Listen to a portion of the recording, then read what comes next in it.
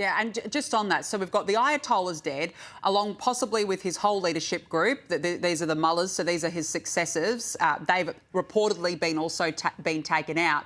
But what you're saying there is there's still so many people, so many players behind the scenes. So, I mean, I think this is just so significant, but it just seems like it's a very small step forward. Well, exactly. And so President Trump said his goals are remove Iran's nuclear program, destroy Iran's missile capability, both the missiles it has and its ability to produce them. I think that means drones as well. Destroy the Navy so it can't stop the oil shipments, and then give the Iranian people the opportunity to overthrow their regime. But these security services have been pretty fervent parts of the regime, and it's not at all clear they're just going to lay down their weapons and wait for retribution from their population. And you mentioned as well, I mean, this has all been done by air. Can you really bring about regime change without soldiers on the ground? Can it be really pulled off without troops? Well, I suppose we know from other attempts like Iraq and Afghanistan that even having ground troops doesn't mean it's easy or successful. But doing it without ground troops is a really big gamble.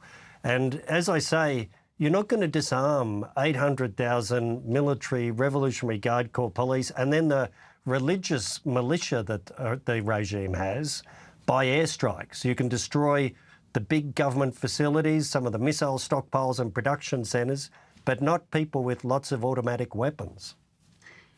Who takes over the reins now? I mean, there had been some suggestions of a return back to a Shah, Reza Pahlavi, who is the exiled Crown Prince of Iran. He's spent about 50 years living abroad now.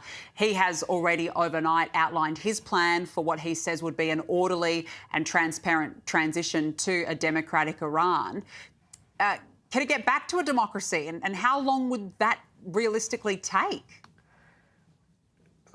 Well, there are so many people. I mean, certainly there are a large number of Iranians. Remember, it's a 90 million population. It's a huge country.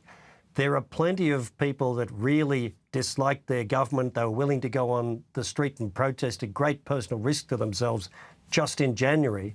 But there are also a bunch of rusted-on adherents of this regime and see it as a revolutionary and religious regime that they support. So civil war is a potential here, but really the people with the guns are still the regime. They have the upper hand when the bombs stop. I want to actually talk to you about the strike itself. What struck me was that this was a daylight attack. Is that unusual? What would have prompted the US and Israel to go for it in the middle of the day? What sort of intel could have prompted that? I think the key thing was the meeting happening in Khamenei's compound, in the leadership compound in the middle of Tehran. So the Israelis and the Americans obviously had enough very sensitive real-time intelligence to say the whole bunch of senior leaders are meeting in this single place, and if we strike now, we can decapitate the regime, and that's what they did. I think that was the key piece of intel. And what about the technology used to pull off something? Because Donald Trump in his statement said that highly sophisticated tracking systems were used. Take us through what that would entail. Well, if we remember back to June last year, the Israelis seemed to have a whole lot of insights into the Iranian government's operations. Some of that would have been electronic, signals intelligence, interception, cyber kind of operations, but some of it is old-fashioned humans on the ground working for the Israelis and or the Americans. And obviously there's a lot of satellite overhead intelligence that you can look at to see who's going where. And just before we let you go, how much credit do you give the leadership of both Donald Trump and Benjamin Netanyahu to go in there and effectively cut the head off the snake? Well, I don't think it would have happened under different leaders in either of the countries. I think Netanyahu has had enormous influence because he has great concern about the Iranian missile and nuclear program. He thinks Iran's weak and this is the moment to strike.